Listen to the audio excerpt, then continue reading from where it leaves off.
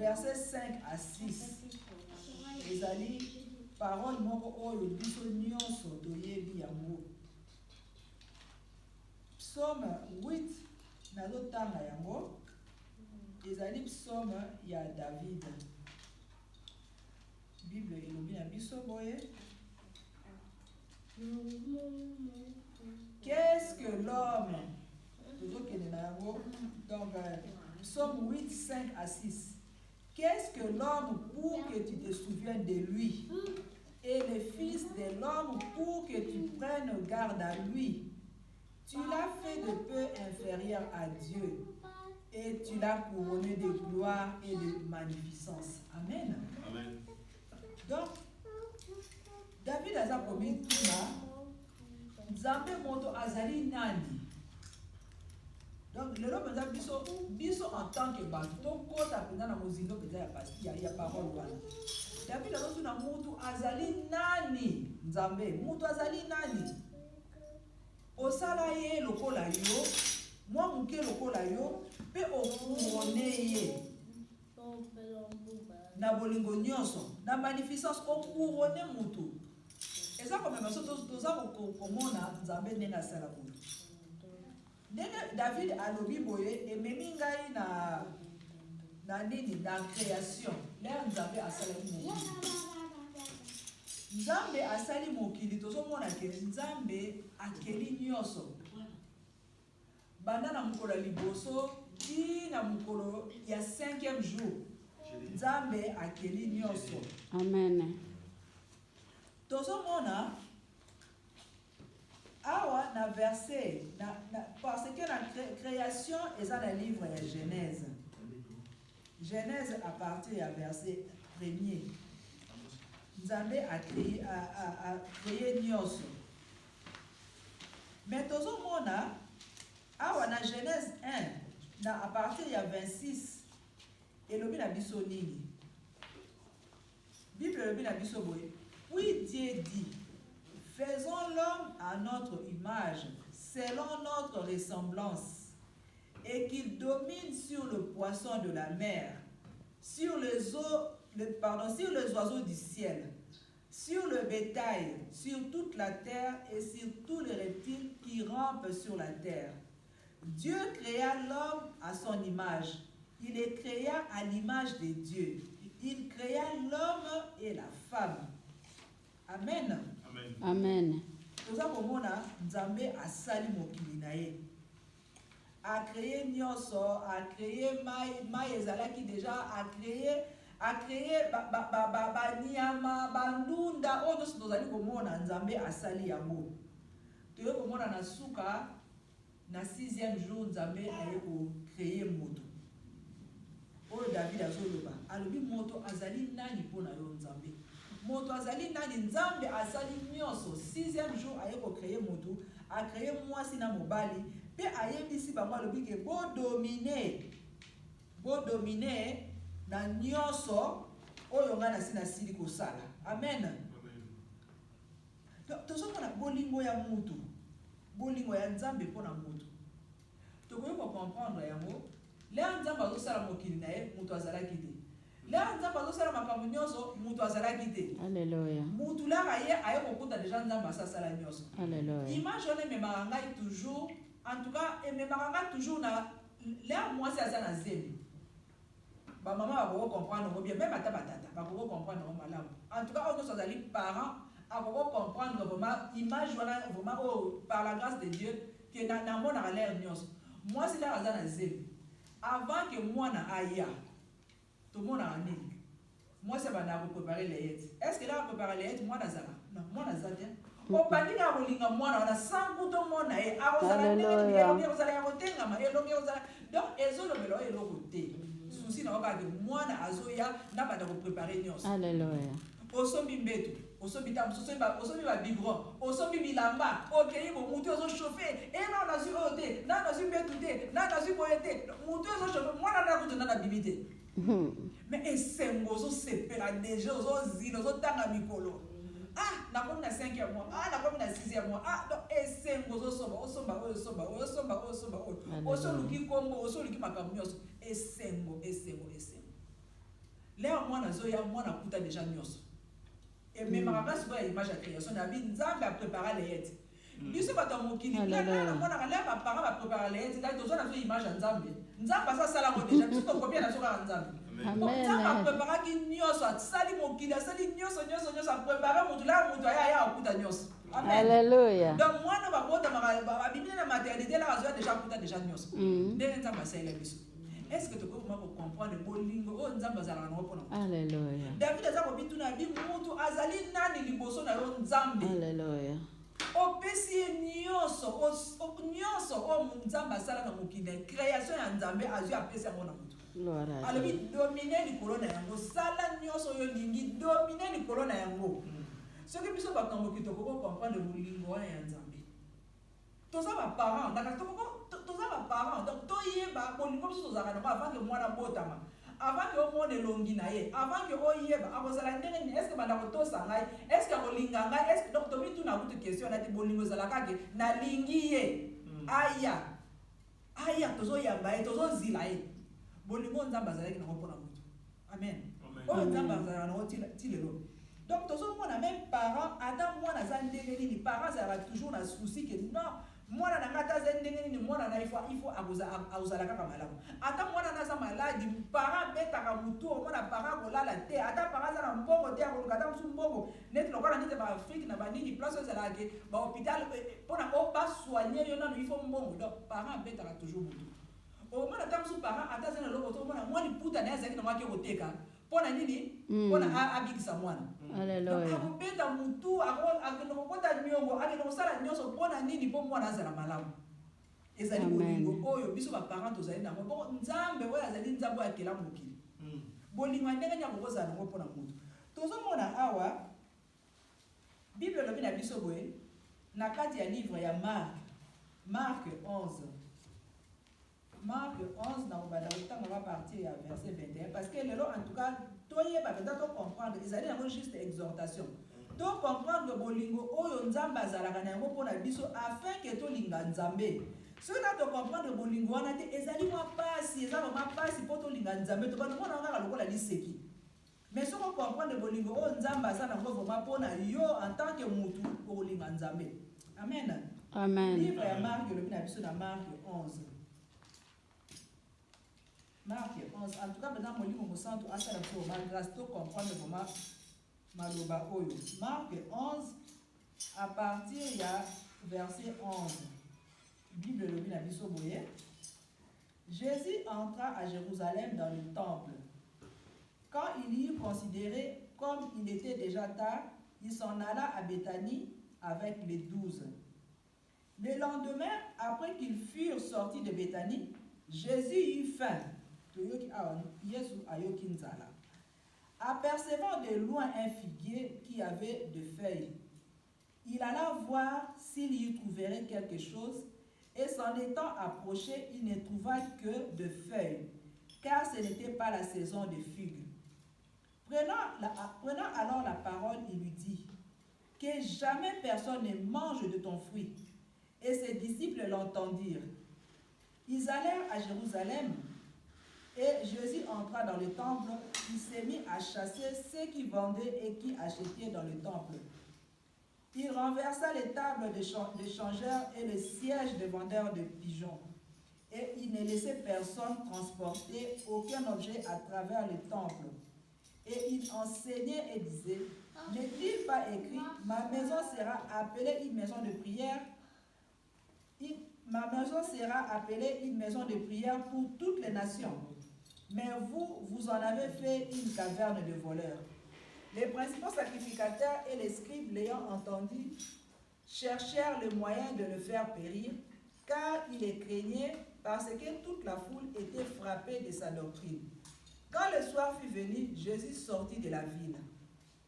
Le matin, en allant, les disciples virent le figuier séché jusqu'aux racines. Pierre, se rappelant ce qui s'était passé, dit à Jésus, « Rabbi, regarde le figuier que tu as maudit a séché. » Pardon. « Rabbi, regarde, le figuier que tu as maudit a séché. » Amen. Amen. Donc, tout ce qu'on a histoire oyo, toyebi mpe yango biso nyonso histoire ya figuier. Yesu azalaki na nzala, aza kotambola, azalaki na besoin ya kolia mbuma ya nzete wana. Lelo akusani pembeni nzete wana etondaki matiti, mais lelo akusani pembeni mpo alia mbuma ezalaki te. Yesu amodire figuier wana, alobi okobota lisusu mbuma te, mutu moko ta kolia lisusu mbuma na yo. Amodire figuier wana. Nazomema biso kaka na kotala bolingo ya Nzambe na mutu.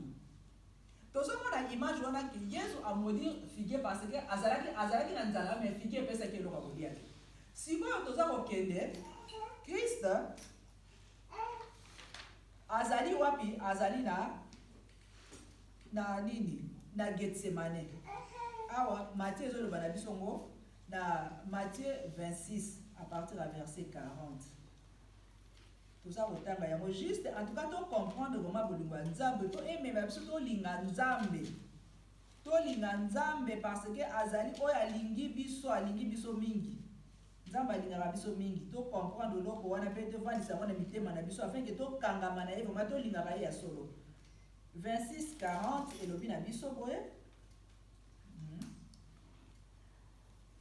Et il vint vers les disciples. Na partir à 36 et aux Alamalamu. Matthieu 26-36.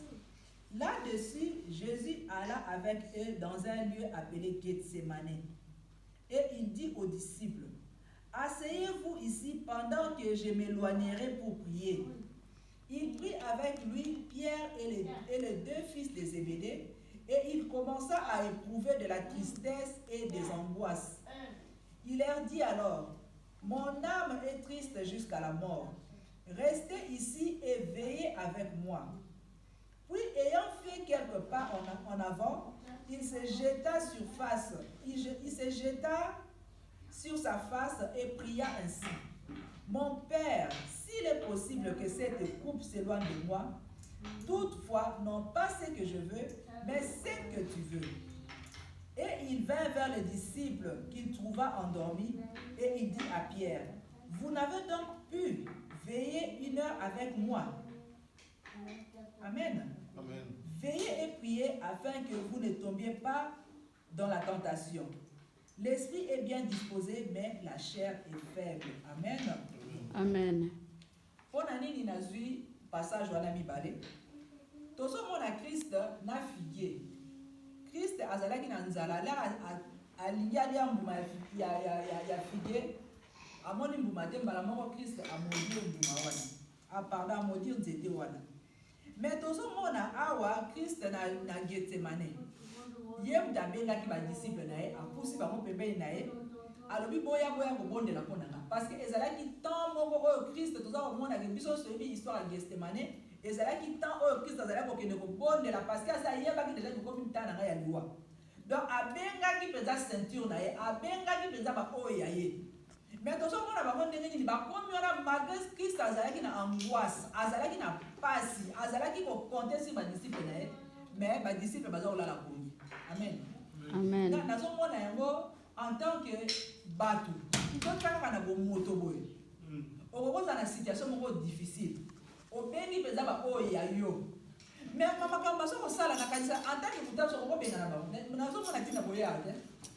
Ou bien tozane ndenge tozala tozo kaka atakutu na wala siko soit na camarade.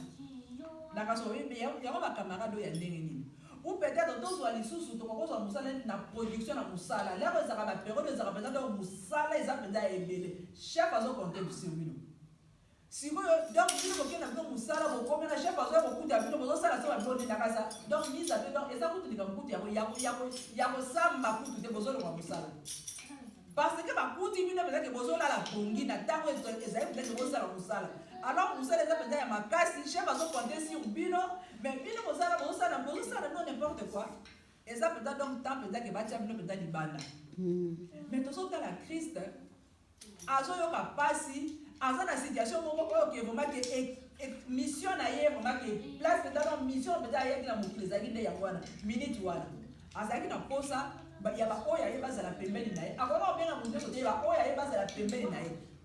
basunga ye mpona ayeba kotraverse eloko wana vraiment ke na kati ya mabondeli na kati ya soutien na kanisa ata so toza maladi okozala oza maladi makebe yo ozoyoka maladi mais na kati ya ntango wana ya bato nao baza pembeni esalaka mwa bien atake bango bazoyoka maladi ndenge mpasi oyo ozoyoka mpenza te mais mwa bato nao mwa lisolo mwa kolendisa esalaka mwa bien Christ azalaki na besoin ya bato na ye mais tozomona apusani ye kotala bato oyo bazolanda bango pongi mais est ce que Christ amodisaki bango eloko bongo alendisaki kaka bango alobi mais bozolala pongi ifalaki botelema bobondela mais tozotala yango nazwi position ya figuier oyo Christ amodi bango parce que azali na posa ya kolia amoni eloko te amodi figuier alobi yo nzete oyo kobota sumbuma te mais là akeye amoni badisciple nde bazolala ezali mpenza occasion mpenza yebi ya kobodire bango mais non tozomona bolingo nazomema biso tocomprendre bolingo ya nzambe mpona moto non Christ ayebisi bango kaka botelema bolamuka bobondela donc alendisi bango lisusu atiki bango donc tozomona bolingo ya nzambe mpona moto soki tokomprenaka nzambe ndenge alingaka biso bamakambo ya nzambe tokoka konéglige yango te mosala ya nzambe tokoka konéglige yango te balwa ya nzambe tokoka konéglige yango te donc tolingaki tozala makoki tozolanda mpezake nzambe ndenge alobi na biso tosala ndenge wana tokosala parce que alingi biso mais biso bato est ce que tozalaka na position nini vis-à-vis ya nzambe tozokontinue lisusu na kati ya kaka bolingo ya nzambe mpo na bato toza kokende kotala awa na livre ya Luc na livre vraiment ya Luc awa Bible lobi na biso boye eza na Luc 23 24 en tout cas vraiment molimo na nzambe amema biso vraiment to comprendre que maloba ya nzambe toyokaka ezalaka lokola masolo te ezalaka vraiment ke nzambe alingi to comprendre ye azali nani maka tokocomprendre nyonso te mais quand même tozala na idée ya bolingo na nzambe po toyeba kolinga ye. Luc 23 verset 34 elobi na biso boye awa na banamo na 33 elobi na biso boye lorsqu'ils furent arrivés au lieu appelé Crâne, ils les crucifièrent là ainsi que les deux malfaiteurs, l'un à droite, l'autre à gauche. Jésus dit, Père, pardonne-leur car ils ne savent ce qu'ils font. Amen. Tozomona lisusu bolingo ya mutu. Pardon, bolingo ya nzambe na mutu. Christ akomi na croix. Là baza ko crucifier ye. Là akomi peut-être na là peut-être ya pasi. Christ asekaki lisusu mawa ya nzambe pona bato. Alobi ke kolo limbisa bango ko bayebi te eloko nini bazosala. Malgré que Christ ayaki na mokili mpona kobikisa bato bato na croix bakomi susu kofinga ye bakomi koloba soki oza mwana nzambe kita soki oza boye ezala donc oza kotiola motu mais Christ ayebisaki tata na ye alobi kolo limbisa bango mpo bayebi eloko bazosala te donc tozomona bolingo ya mutu pardon bolingo ya nzambe na mutu. Est-ce que tu peux comprendre bolingo nini nzambe azalaka na yango mpona biso? Yango David azakomi tuna lobi nzambe, qu'est-ce que l'homme pour que tu te souviennes de lui? Mutu azalaka nani mpona yo nzambe? Mwana ya moto azalaka nani mpo ete oyeba kobatela ye? Wana toza na Psaume 8 oyo tobandaki na mona ebanda. Qu'est-ce que l'homme pour que tu te souviennes de lui? Et le fils de l'homme pour que tu prennes garde à lui. Tu l'as fait de paix inférieure à Dieu et tu l'as couronné de gloire et de magnificence.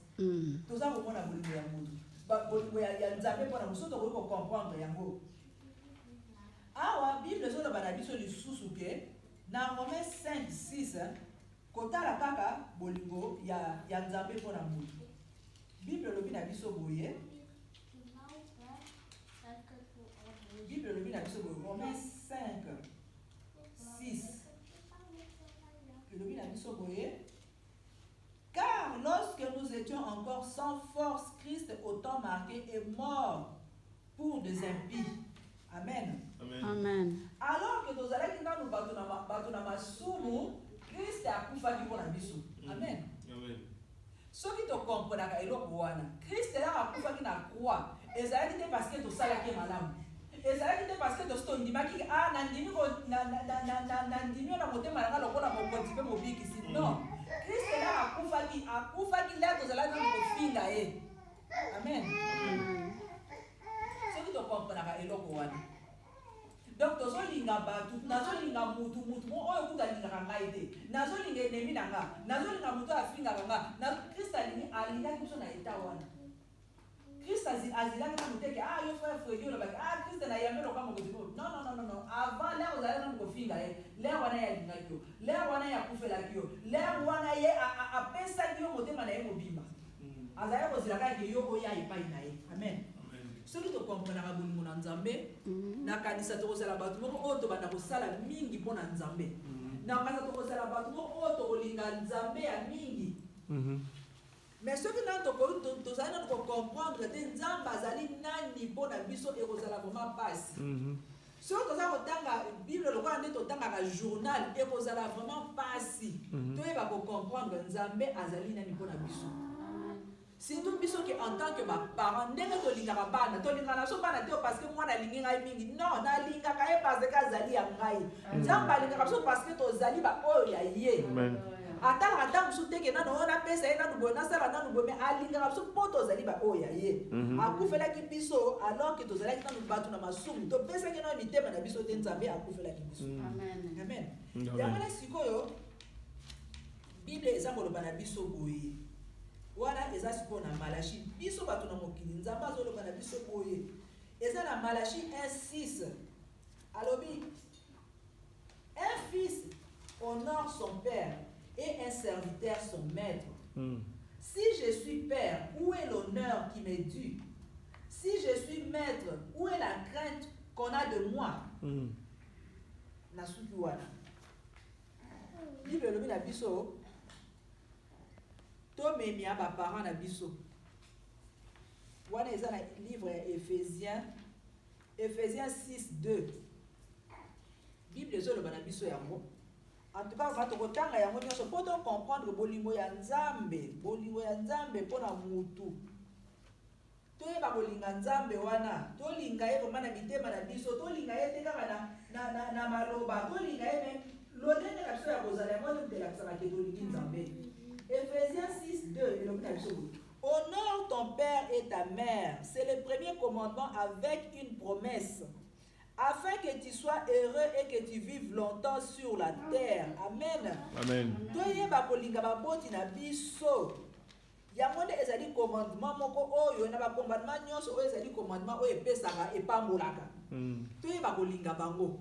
Amen. Amen. Na kati ya Malachi soki tolingi ba parents na biso la tozolinga ba parents na biso tozambe ko pambwama. Amen. Yango nde ezali promesse oyo Nzambe asalela biso. Ba parents bazali ba na mokili. Soki Nzambe asala likolo na se alobi ke la boza kolinga ba parents na bino boza ko pambwama la boza ko tosa boza ko pambwama. Mais si vous a quand même plus forte raison Nzambe oyo asala mokili soki tolingi etoko pambwama te. Soki tolingi Nzambe tokopambwama Nzambe asalaka biso malamu mingi Nzambe alingi biso na la tozokangama na ye na la tozosala oyo ezali volonté na ye tokopambwama mpe tosala yango kaka te ke eza lokola ke mama Magi nake kotala ye parce que na ye biso na ke kotala mama Magi na kolia makaya non eza bolingo te eza intérêt Nzambe amonaka Nzambe yebi mitema na biso Nzambe alingi tolinga ye parce que azali Nzambe parce que azali tata tozala na intérêt moko te boke soki na pousa pemene akopambola ngai non tozala bolingo moko oyo babenga bolingo moko désintéressé nalingi ye parce que nalingi ye parce que azali Nzambe na ngai nalingi ye parce que azali mokonzi na ngai nalingi ye parce que donc tolinga Nzambe na bolingo ya solo. Amen. Amen. Na bolingo ya solo ata pamboli nalingi ye ata pamboli te nalingi ye nakoki kotala mama Magi mukolo aza na ngo ya kopesa ngai ya komela atie na mesa tomeli mukopele kime kotala bi mama Sylvie leo naza na ngo te atovanda kaka botobeta kaka masolo nalingi donc toza na bolingo na Nzambe alingi toza na bolingo wana. Amen. Amen. nayebi pete kaka ndenge nazoloba boye eloko moyo elinga na mutu ntango mosusu Nzambe asala yango akokosala biso ke okoti mpenza jeune ya 1 mois obondeli obimi ozwi mpe eloko te ozwi mpe eloko te donc sikoyo ekei ngai na pense oyo nalobi ke ngai alobi nakei mpe mpa mama Magi nakei mpe kotala alobi mama Sylvie oyo naza na ngo te atobeta kaka masolo. Amen. Amen. Nzambe akaka omema biso pe na ndenge wana nazoloba na ndenge ya kibomoto po makanisa nzambe eza makanisa na biso te mais opoti mpe olobi napoti mpe nabondeli ozwi mpe eloko te donc ntango mosusu nzambe atiki atala nanu ke est ce que olandaka kaka mpo na intérêt ou bien soki mpe ozwi mpe te okoki mpe toujours kokangama na nga ozomona nazokanisa sikoyo lokola moto donc nzambe alingi tolinga ye mpenza ya solo yango wana sikoyo ke awa na Malachi nzambe aza koloba alobi soki mwana ahonoraka papa na ye mpe mosali ahonoraka maître na ye mokonzi na ye soki nazali tata honneur nini bopesaka ngai ou bien soki nazali maître na bino crainte parce que balobi si je suis maître, où est la crainte qu'on a de moi? Parce que ma banque a maître. Où est maître, ma banque a baza ko craindre, mais où est papa, baza ko payer ça y honneur.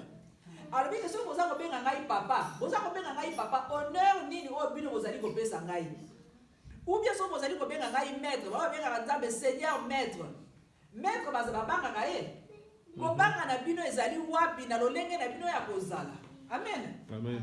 Donc vraiment en tout cas Molimo mo santu le vraiment akamba biso ezalaki exhortation mais exhortation wana evanda kati na mitema na biso exhortation wana peza esala biso bolamu exhortation wana emema biso na boloba ndenge awa psaume 27 4 ezali koloba na biso pardon psaume 27 4 tokotanga yango elobi na biso boye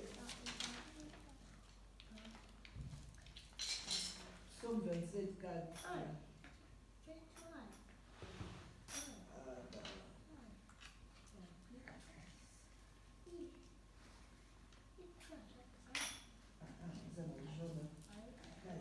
Psaume 27 4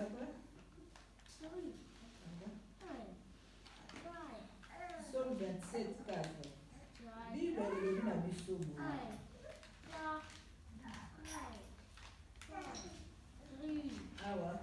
je demande à l'Éternel une chose que je désire ardemment. Je voudrais habiter toute ma vie dans la maison de l'Éternel pour contempler la magnificence de l'Éternel et pour admirer son temple. Amen. Amen. Wana ezaka David, l'homme selon le cœur de Dieu. Alabi motema na ye azana posa avandaka mikolo nyonso na ndako na Nzambe. Pona atombolaka mnoye na Nzambe, pona ayeba Nzambe, pona kokumisa Nzambe. Kovanda na ndako na Nzambe ezali kovanda motema na yo vanda na kati na ndako na Nzambe. Ezali kaka teke na ezoya nazovanda na église mikolo nyonso, mais kovanda na kati na ndako nasalela oyo Nzambe alingaka. Nalinga Nzambe, natosa ye, nakangama na ye, nasala oyo ezali vraiment mokani na Nzambe. Oyo ezali balwa ya Nzambe, oyo ezali biloko oyo Nzambe asepela nango, makambo oyo Nzambe asepelaka nango. Yango wana ezali kovanda na kati na ndako na Nzambe. Amen. Amen. David alobi nalingi ndenge wana navanda pembeni na yo, nazala pembeni na yo, mpo natombolaka yo, namonaka monene na yo, nasanjolaka yo, natombolaka yo, nasalaka oyo nyonso oyo koyi kosala. Amen. Amen. Kolo abengi biso na mokona lelo na eloko wana. Conclusion na biso toyeba par rapport ya bolingo na Nzambe oyo ndenge na utu kotalisa biso awa par rapport ya bolingo na Nzambe Nzambe alingi tokoma na dimension wana. Toyeba ko comprendre bisika nini ye Nzambe atia biso. Et bolingo oyo Nzambe azali nango mpona biso. Ndenge alinga biso, ndenge asala mokili na ye oyo topesa ya eloko moko te mais azwa nyonso apesa biso yango lokola likabo. Ndenge baboti bazalaka sokota mwana na ye mwana azoya deja kokuta nyonso.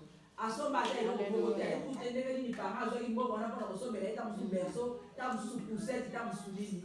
Mais mwana ye kaka aprofite na bolingo oyo aye kokuta na mokili. En tout cas, kolo ayeba kopambola biso koma liloba oyo ezwa place. Kolo bango kaka teke lokola kaka likambo ya pamba mais ezwa vraiment place na kati na mitema na biso afin que toyeba kozwa ba décision. Parce que liloba ya Nzambe eza na puissance. Liloba ya Nzambe esalaka. Oyo atiaka liloba ya Nzambe na misala ye wana nde apambwamaka. Amen. Nzambe atambolaka nsima na makomi na ye mpona kokokisa yango.